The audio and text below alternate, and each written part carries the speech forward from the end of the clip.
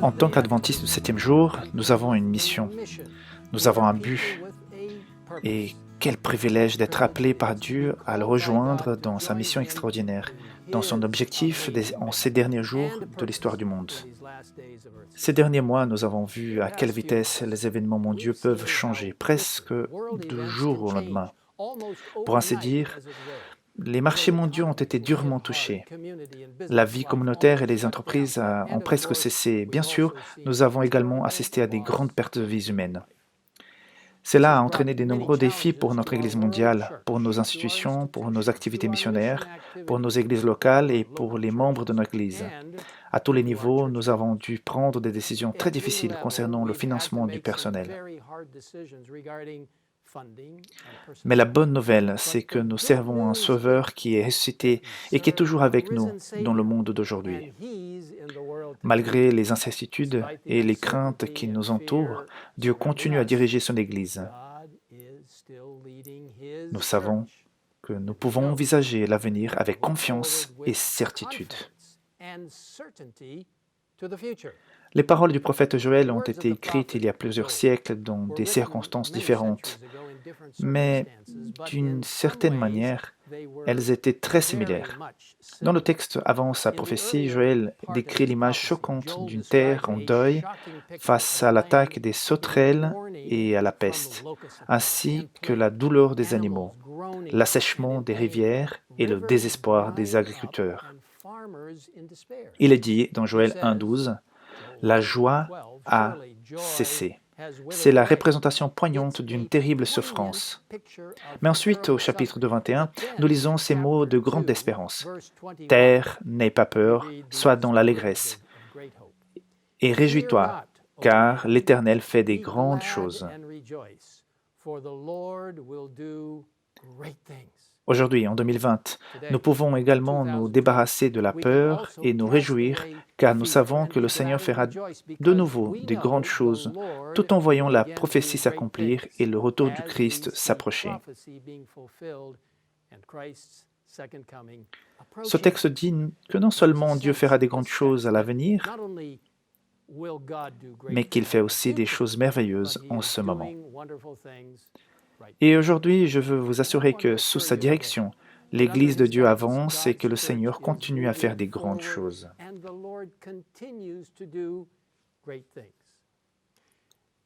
Nous louons Dieu pour les grands progrès réalisés dans la mission dans les villes, dans le ministère de la Santé et l'évangélisation des nouvelles régions du monde. Le fait d'atteindre des nouveaux groupes de personnes.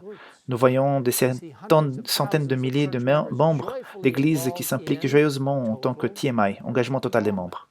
Nous constatons un engagement renouvelé des membres de l'Église en faveur du réveil de la réforme. Nous voyons l'Église s'unir en mettant l'accent sur la mission. Alors que nous avançons en tant qu'Église pour mettre en œuvre les objectifs clés du plan d'évangélisation I Will Go, nous devons le faire dans une profonde humilité en nous appuyant totalement sur le Saint-Esprit. Ellen White nous dit « L'Église établie pour servir, elle a pour mission de proclamer l'Évangile. » Et elle ajoute « Il est indispensable de travailler avec ordre en suivant un plan bien conçu et en visant un objectif précis. » Cela signifie que le succès de notre mission donnée par Dieu exige une planification minutieuse, même dans la prière. Alors que notre Église mobilise ses ressources pour l'implication totale des membres, il est important que nous nous appuyions sur le Saint-Esprit pour nous guider dans une planification et une mise en œuvre judicieuse. Tout au long des Écritures, nous voyons à quel point la planification est importante pour Dieu. Tout d'abord, Dieu est un Dieu de but et d'ordre. C'est à juste titre que nous faisons référence au plan de salut. Une grande partie de l'Exode, chapitre 25-40, contient des détails méticuleux des plans de Dieu pour la construction du tabernacle. Dans Genèse 6, 8, 22, nous voyons que Noé a mis en œuvre un plan spécifique et détaillé de Dieu sur la façon de construire l'arche. Dans Luc 14, 28, 32, Jésus raconte deux histoires qui illustrent l'importance de la planification. La première histoire est celle d'un constructeur qui doit s'asseoir et calculer le coût avant de commencer. La deuxième est celle d'un roi qui doit s'asseoir et déterminer s'il a assez de soldats pour mener à bien la bataille. Certains pourraient dire, Pasteur Wilson, faire des plans pour l'avenir montre un manque de foi dans la proximité du retour de Jésus. Nous n'avons pas le temps des longues recherches, de développer des objectifs et de mesurer des indicateurs clés de performance et tout le reste. Ils ne sont qu'une distraction de notre mission. Allons travailler. C'est ce que disent certains. Bien que je puisse comprendre la passion pour la mission qui se cache derrière cette pensée, on nous a clairement dit que faire fructifier jusqu'au retour de Jésus, comme indiqué dans Luc 19, 13. Faire fructifier doit être fait de toute urgence, mais cela doit aussi être fait dans la prière, avec soin et de manière organisée. Dans le livre Le ministère évangélique, à la page 406, il est dit « Il faut davantage prendre ses responsabilités, réfléchir, élaborer des plans, mettre ses capacités intellectuelles au service du maître. » Dans le livre Événements des derniers jours, l'un de mes écrits préférés, on peut lire à la page 62. Le Seigneur a déclaré que lorsqu'il reviendra, certains disciples parmi ceux qui l'attendront seront engagés dans des affaires commerciales. Certains seront en train de semer dans les champs, d'autres en train de moissonner et d'autres de moudre à la meule. Il n'entre pas dans la volonté de Dieu que ses élus abandonnent les devoirs de la vie quotidienne et les responsabilités et se consacrent tout simplement à une contemplation paresseuse, vivant dans un rêve religieux. Et s'il y a quelque chose qui nous empêchera de vivre dans un rêve religieux irréaliste, ce sont les données concrètes requises par la planification stratégique. Des données qui nous aident à comprendre où nous en sommes actuellement en tant qu'Église sur des questions clés où nous devrions être. La proximité du retour du Christ devrait rendre encore plus impérative la mobilisation de nos ressources de la manière la plus efficace et la plus productive possible. Le Saint-Esprit doit être au centre. Le plan d'évangélisation I Will Go reconnaît clairement le rôle indispensable du Saint-Esprit. Je vous encourage à examiner le document dans la prière. Vous pouvez le lire en ligne. Veuillez copier l'adresse de référence et y accéder. Dans le document, vous découvrirez, en plus des 10 objectifs stratégiques, qu'il y a une dernière catégorie.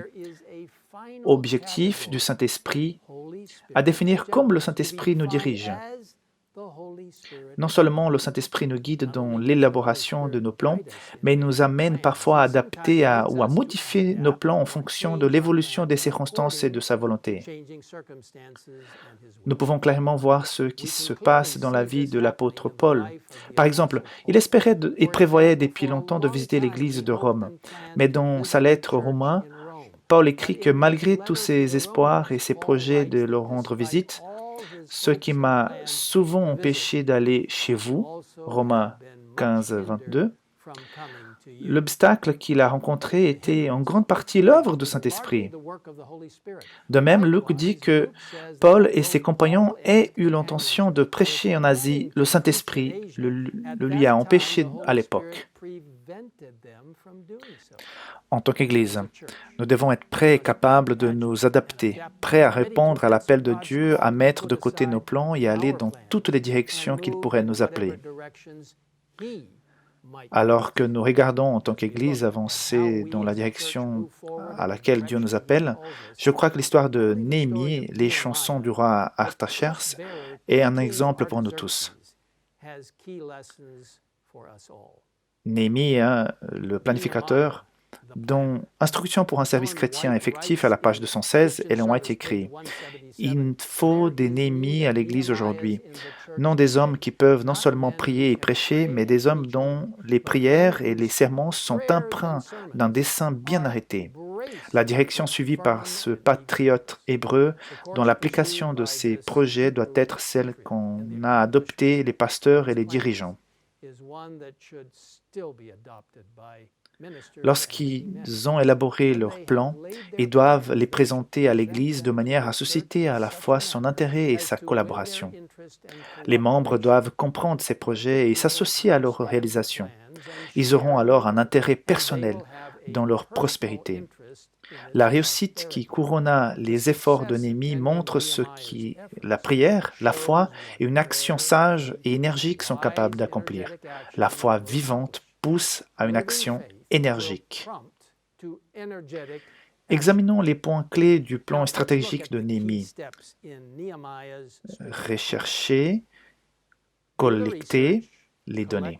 Néhémie a interrogé Hanani et d'autres hommes sur la situation à Jérusalem et appris le traumatisme auquel les Juifs restants étaient confrontés en Judée, ainsi que les murs détruits de la ville.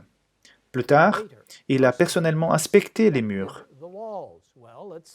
Eh bien, ces dernières années, des enquêtes ont été menées qui mettent en évidence des nombreux défis et domaines de besoins auxquels nous sommes confrontés en tant qu'Église, des défis et des besoins auxquels nous devons faire face si nous voulons être l'Église que Dieu nous a appelés à être et si nous voulons mener à bien la mission qu'il nous a donnée.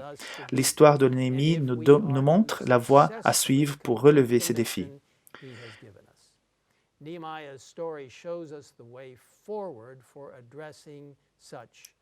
Priez pour la situation en question. Néhémie a d'abord prié Dieu pour qu'il le guide dans la façon de gérer la situation à laquelle il était confronté. Il a prié à nouveau juste avant de faire sa demande au roi. La prière doit être le fondement de tous les programmes ou plans que nous faisons. Nous devons être une Église qui prie. Bien sûr, nous sommes appelés à faire des projets, mais nous ne devons jamais prétendre les faire dans notre propre sagesse.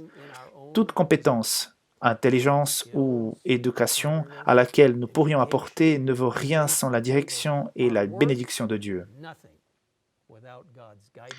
Fixez l'objectif. Restaurer l'honneur de Jérusalem et l'honneur de Dieu de Jérusalem. Néhémie avait une compréhension claire de son but. Restaurer l'honneur de Jérusalem et, ce faisant, restaurer l'honneur de Dieu de Jérusalem. Son but était bien plus que la simple reconstruction des murs de la ville.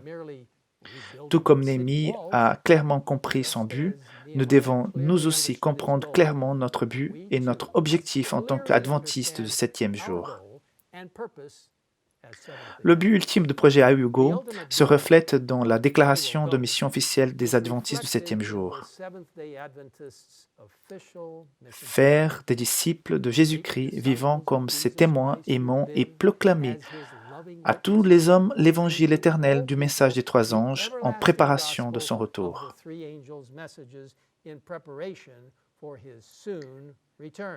Faites des pas en avant pour atteindre l'objectif. Maintenant, après avoir bien compris son objectif, Néhémie a pris des mesures pour l'atteindre. La Bible décrit clairement ces étapes. Tout d'abord, Néhémie a prié à nouveau. Puis il a demandé au roi la permission de revenir et de reconstruire. Et ensuite, il a demandé et reçu des ressources de la part du roi, des lettres de soutien royal, du bois, de la forêt du roi. Puis, il s'est humilié devant Dieu, lui donnant à Dieu la gloire due à son nom. Il avait confiance en la fidélité de Dieu. Dieu avait été fidèle à ses menaces lorsque son peuple s'était séparé de lui. Il les avait dispersés parmi les nations selon sa parole. Et Néhémie y trouva l'assurance qu'il serait tout aussi fidèle dans l'accomplissement de ses promesses.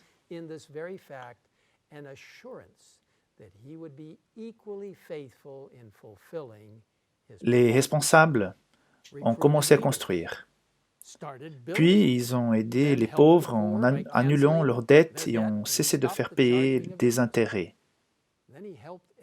Puis, il a aidé Esdras à restaurer la loi de Moïse. Enfin, il a mis fin au mariage d'hommes juifs avec des femmes étrangères.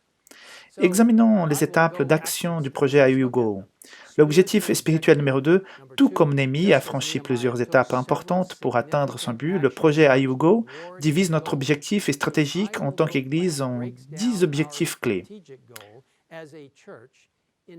Il énumère également plusieurs indicateurs clés de performance qui nous aident à mesurer nos progrès dans la mise en œuvre des principales mesures clés pour atteindre notre objectif. En raison du temps limité, nous ne pouvons examiner que quelques objectifs. Le premier est l'objectif 6, qui est l'un des 3 objectifs spirituels clés. Il est dit, pour croître, le consentement, le maintien, la récupération et la participation des enfants, des jeunes et des jeunes adultes. Des enquêtes montrent que trop de nos précieux jeunes quittent l'Église. Bien sûr, même un seul jeune qui quitte l'Église, c'est déjà trop. Cet objectif est une invitation à les atteindre, à les garder et à les récupérer. Écoutons le témoignage du pasteur Kirk Thomas, directeur des ministères personnels et du département de l'école de sabbat, ainsi que des missions et de l'évangélisation pour l'Union britannique. J'ai donné ma vie au Christ à 25 ans. J'ai été baptisé dans l'église adventiste du 7e jour de Bachelor en Guyane.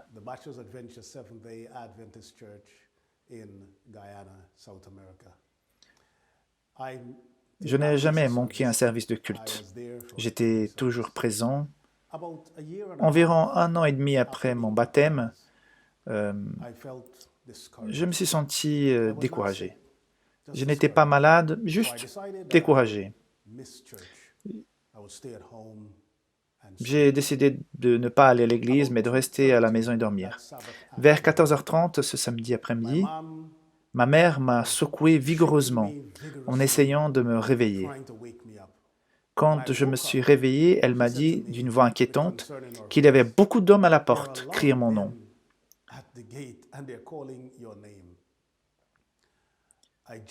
Je me suis levé, je suis allé vers la fenêtre et j'ai regardé dehors. Et il y avait tous les hommes de l'église adventiste du 7e jour, l'église adventiste de Bachelor. Ils étaient venus me visiter. Je leur avais manqué à l'église. Et ils étaient préoccupés pour moi. Je n'ai jamais manqué un service de culte. Aujourd'hui, après 25 ans, après un quart de siècle en tant que pasteur, je peux dire que cet événement est celui qui m'a vraiment ouvert les yeux sur le fait que l'Église devrait parler de communion. Même 25 ans plus tard, les gens ont toujours envie d'amour, des soins et d'éducation. Les gens recherchent encore ce lien entre les mots, les actions et les actes. Même 25 ans plus tard, j'ai trouvé tout cela dans l'Église dont j'étais membre. Et j'espère que les gens le trouveront dans l'Église dont je suis l'un des dirigeants, même 25 ans plus tard. Que Dieu vous bénisse. Quel beau témoignage du pasteur Thomas. Ellen White, dans les paraboles de Jésus, page 161, nous rappelle « Si la brebis perdue n'est pas ramenée au bercail, elle erre jusqu'à ce qu'elle périsse. Beaucoup vont à la ruine parce que personne ne leur a tendu une main secourable pour les sauver. L'un des principaux moyens de garder nos jeunes, de mettre en contact avec l'Église et de les faire participer au service et à la mission par le biais d'initiatives telles qu'une année missionnaire et des services bénévoles adventistes. C'est pourquoi la participation des membres est si importante. Ceci est directement lié au premier objectif missionnaire du projet IUGO, raviver le concept de mission mondiale et de sacrifice pour la mission comme un mode de vie qui implique non seulement les pasteurs, mais aussi tous les membres de l'Église, jeunes et âgés, dans la joie de témoigner pour le Christ et de faire des disciples. Voilà l'expérience de quelques jeunes volontaires du projet One Year in Mission, servant dans le centre d'influence à Santiago, Chili. Je serais déjà morte parce que j'ai essayé plusieurs fois de me suicider. Je ne pouvais pas penser à l'avenir, je ne pensais qu'au présent et à ceux qui me tourmentaient. Je pensais à me tuer. Profondément déprimée, Consuelo abandonne sa foi en Dieu. Elle a essayé de recommencer à zéro, de s'inscrire à l'école d'infirmière, essayant de faire quelque chose de différent de sa vie, mais son passé était accablant partout où elle allait. Un jour, après une classe, un professeur a remarqué que quelque chose n'allait pas et lui a parlé de centre d'influence locale.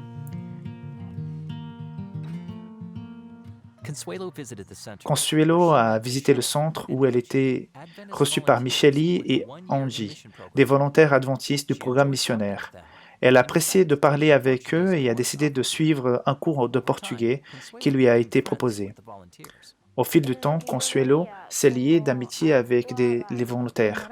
Dans ce que j'ai vu, comment ils se sont comportés, ce qu'ils ont dit, tout ce qu'ils ont fait, j'ai senti la présence de Dieu en chacun d'eux. Dans les volontaires adventistes qui étaient ici, j'ai vu cela. Chaque fois qu'il revenait au centre, il avait l'impression que ses blessures profondes étaient en train de se cicatriser. Ils m'ont accueilli à bras ouverts. J'ai trouvé une autre famille ici, un autre foyer.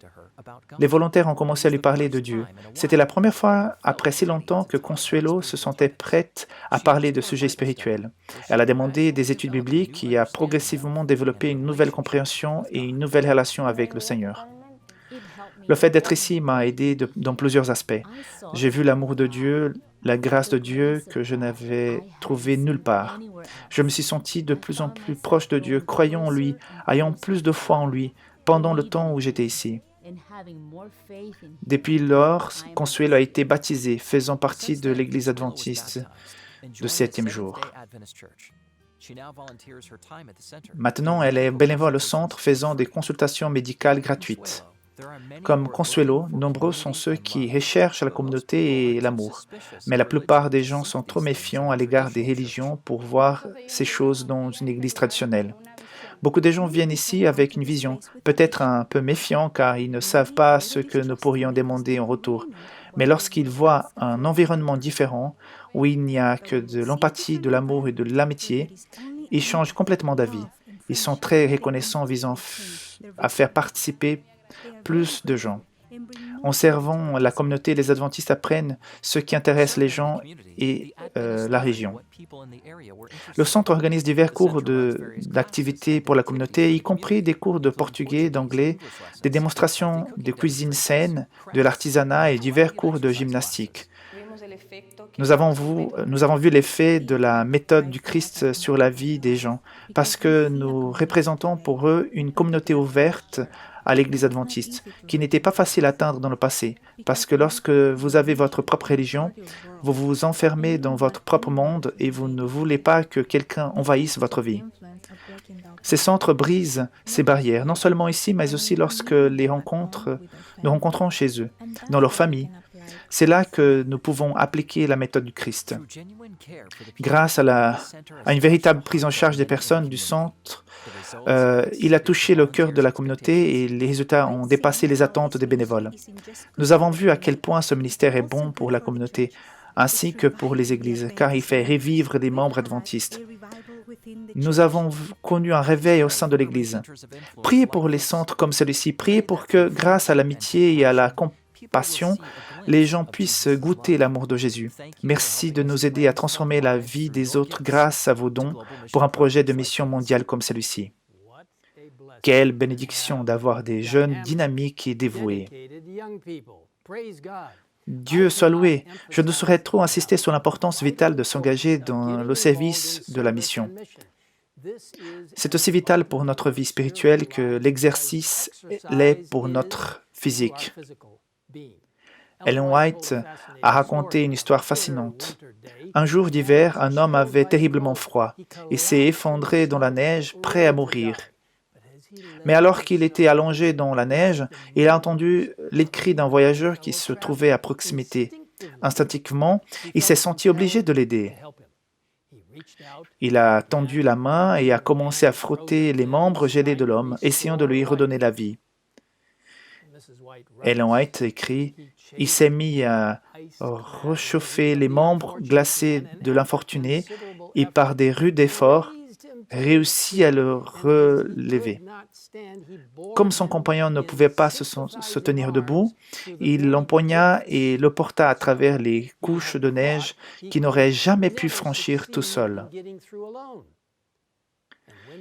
Et lorsqu'il eut réussi à mettre son semblable en lieu sûr, il devint aussitôt conscient du fait qu'en sauvant son prochain, il s'était sauvé lui-même. Vous voyez, en s'occupant de son compagnon, il a fait circuler le sang dans ses veines, retrouvant ainsi ses forces. Dans le meilleur chemin, un autre de mes textes préférés, et je l'espère des vôtres, elles ont été écrits. Le seul moyen de croître en grâce, c'est de faire avec dévouement l'œuvre dont le Seigneur nous a chargés. Travailler dans la mesure de nos forces, au bien de ceux qui ont besoin de nous. Vous voyez, l'implication des membres est un moyen important de grandir en grâce. Il y a de nombreuses années, un sage l'a bien résumé ainsi. Celui qui arrose sera lui-même arrosé. L'objectif 5 du projet I Will Go est de former des individus et des familles à une vie remplie d'esprit. Et le service et la mission sont au cœur de la formation d'un disciple. Nous parlons de l'importance vitale du réveil et de la réforme pour la mission. Et c'est vrai. Mais comme le souligne l'histoire de l'homme de la tempête de neige d'Ellen White, c'est une véritable vie spirituelle profonde que le réveil et la réforme passent aussi par la mission. Les vies remplies d'esprit ne sont pas le fruit du hasard. Jésus dit à ses disciples, « Si quelqu'un veut être mon disciple, qu'il renonce à lui-même et qu'il charge de sa croix et qu'il me suive. » Nous devons cultiver notre vie spirituelle. Nous devons nous immerger dans sa parole. Nous devons prendre du temps pour la prière. Encore une fois, dans le meilleur chemin, nous lisons « Faites tout ce qui dépend de vous pour maintenir une communion intime entre Jésus et votre âme. » Dans le ministère de la guérison, Ellen White ajoute « Par la prière, l'étude de sa parole, par la foi en sa présence, le plus faible des hommes peut s'accrocher au Sauveur et saisir sa main qui ne l'abandonnera jamais. »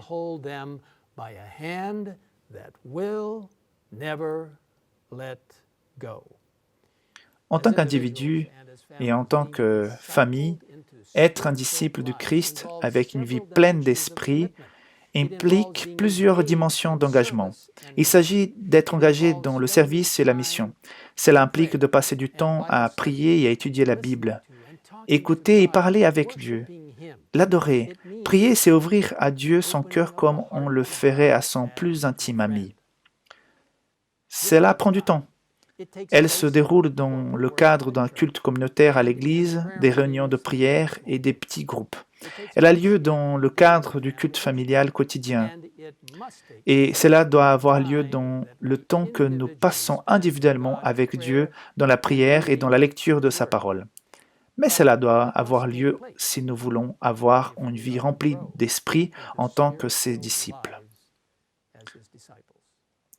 L'un des plus grands privilèges et responsabilités est de nourrir spirituellement nos familles en développant des habitudes d'adoration quotidienne, en nous engageant à servir les autres, en poursuivant une famille chrétienne.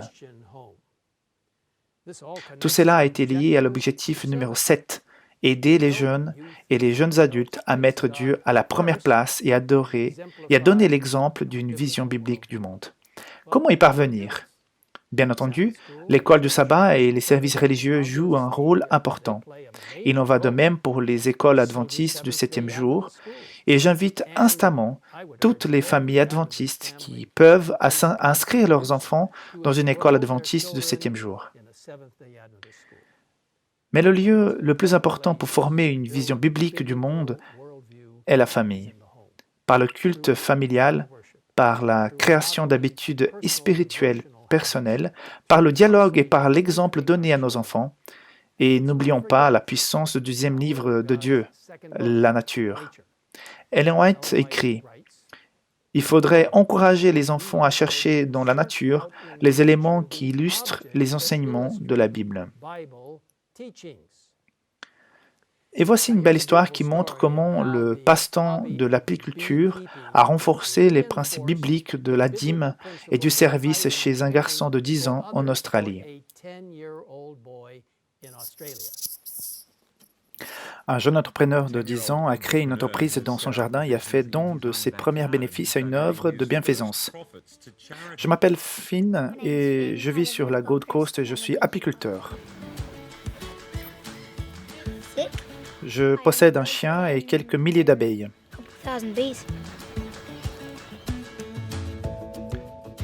Pour mon 10e anniversaire, j'ai acheté des abeilles, tout avec mon propre argent. Beaucoup de mes amis et de ma famille m'ont aidé avec de l'argent au lieu des cadeaux, afin que je puisse acheter mes propres affaires, et j'ai économisé tout cet argent en épargnant sans cesse pour essayer d'atteindre mon objectif, celui d'avoir une ruche. Je n'ai jamais fait cela auparavant et aucun membre de ma famille ne l'a jamais fait non plus. Je suis le premier apiculteur de l'histoire de ma famille.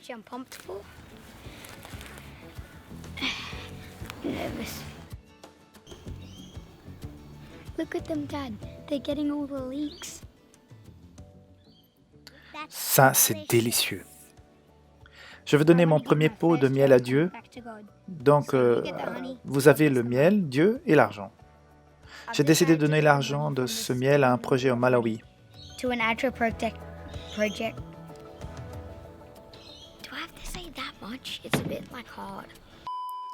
J'ai décidé de donner l'argent de ce miel à un projet au Malawi.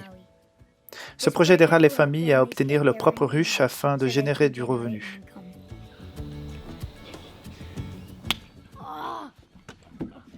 Combien de fois pensez-vous que nous avons fait cela? Je pense que moi, mes abeilles et ma ruche pouvons changer le monde.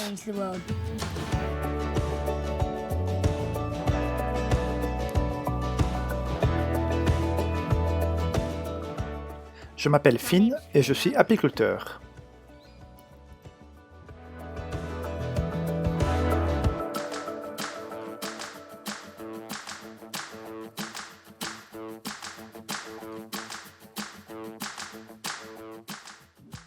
Quel beau témoignage de Finn et ses abeilles fantastiques. J'ai vraiment apprécié. Nous devons nous concentrer sur l'objectif. L'une des erreurs les plus courantes en matière de planification stratégique consiste à confondre ces phases d'action avec l'objectif. Il serait facile de supposer, par exemple, que l'objectif de Néhémie était de reconstruire les murs de Jérusalem. En effet, comme nous l'avons vu, la reconstruction des murs n'était qu'une étape, une action vers le but de restaurer l'honneur de Jérusalem et l'honneur de Dieu de Jérusalem.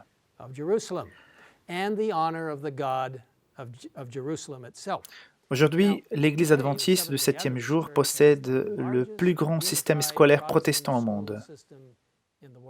Mais nous ne gérons pas les écoles juste parce que nous aimons les gérer. Gérer les écoles n'est pas le but de notre Église. Nous pensons que l'éducation de la personne dans son ensemble a une importance vitale et que les écoles constituent une étape vers notre objectif plus large de faire des disciples qui démontrent l'amour de Dieu, qui, à leur tour, formeront d'autres disciples.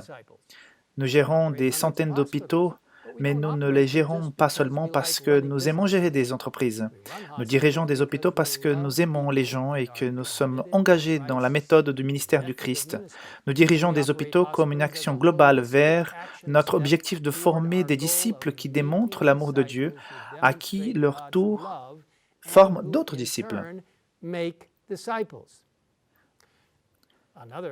Un autre bel objectif de notre projet d'évangélisation I Will Go est de construire sur le rocher, qui ne sera que le fondement de notre action. Si le fondement est constitué de nos idées et de nos plans, ce dont nous venons d'imaginer en comité, il se fondera en un instant. En Matthieu 7, 24 à 27, Jésus raconte l'histoire de bâtisseur sage et insensé. Le constructeur insensé construit sa maison sur le sable. Puis la pluie tombe, les vagues se lèvent, le vent souffle. Et la maison? Sa ruine a été grande, au verset 27. Mais le sage construit sa maison sur le rocher. Il fait face à la même pluie, aux mêmes vagues, au même vent, mais sa maison, elle ne s'écroule pas parce qu'elle était fondée sur le roc.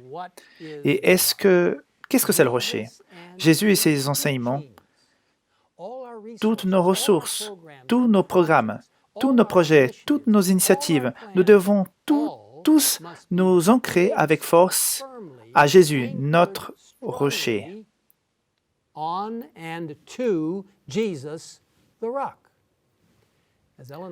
Comme écrit Ellen White, l'Église est fondée sur le Christ.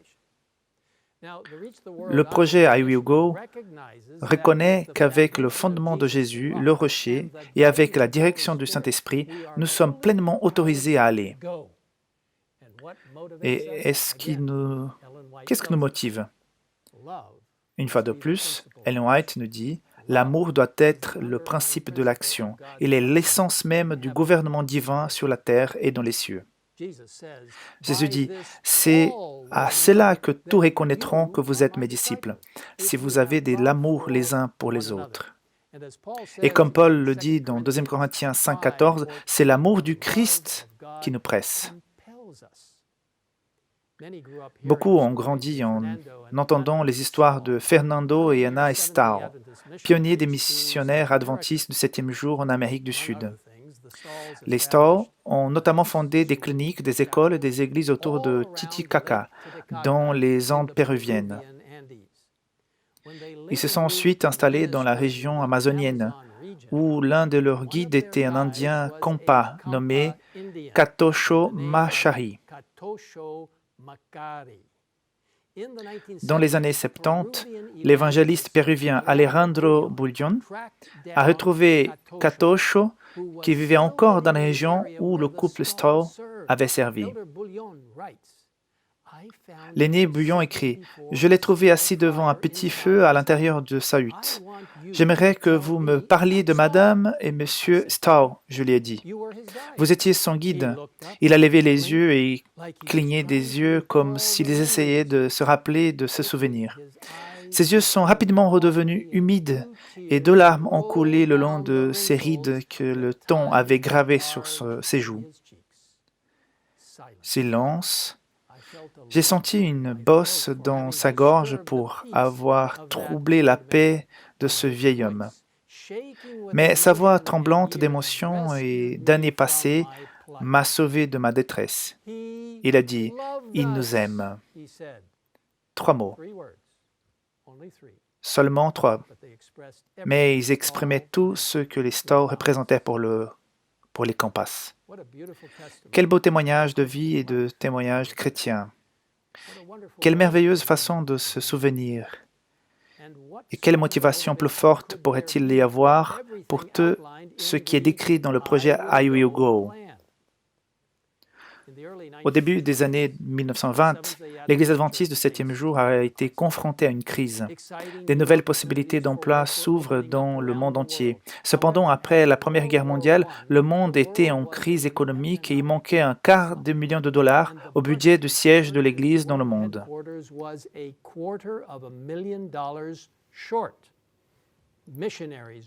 Les missionnaires risquaient de devoir être rappelés chez eux.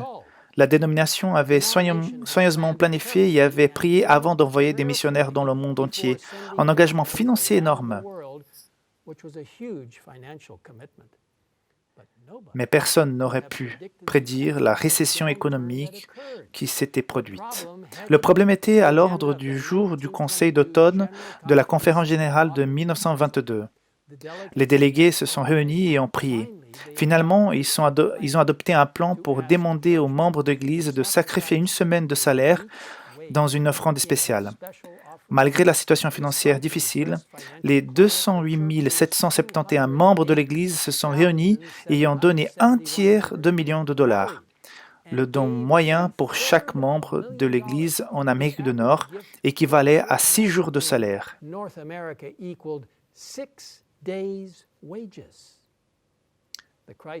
La crise a été évitée grâce au sacrifice de nos fidèles membres d'Église. Nous avons toujours des membres d'Église dévoués et nous avons toujours des crises et nous avons toujours des besoins financiers pour la mission. Il y a 5 mois, la plupart d'entre nous n'avaient jamais entendu parler du COVID-19.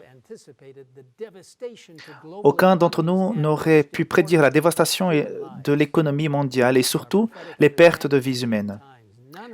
Avec notre compréhension prophétique de la fin des temps, aucun d'entre nous ne devrait être surpris qu'une telle chose puisse se produire.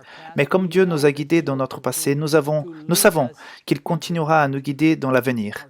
Notre tâche et notre privilège est de continuer à construire notre maison sur le rocher jusqu'à ce jour merveilleux où il reviendra. Alors que nous nous approchons de plus en plus de ce jour où Jésus reviendra, je vous invite à répondre à son appel en disant « Je vais aller proclamer le message des 3 anges. Je vais aller former des disciples. Je vais aller être ton témoin. Je vais aller partager la parole de Dieu. Je vais aller proclamer ton retour. Je ferai de ce plan d'évangélisation I Will Go mon plan personnel sous la direction du Saint-Esprit. Par la grâce de Dieu, je vais aller parce que j'aime le Christ, sa parole, le message des 3 anges, et je veux le revoir revenir bientôt.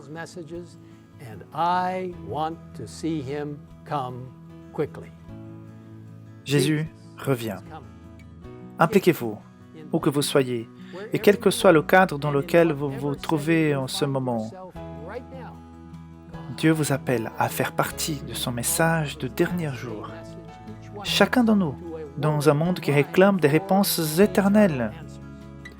Dieu compte sur vous, sur moi. Êtes-vous prêt à y aller? Suis-je prêt à y aller? Si vous l'êtes, là où vous êtes, veuillez répéter les mots. Je vais y aller avec moi. Je vais compter. 1, 2, 3. Répétez. Je vais y aller.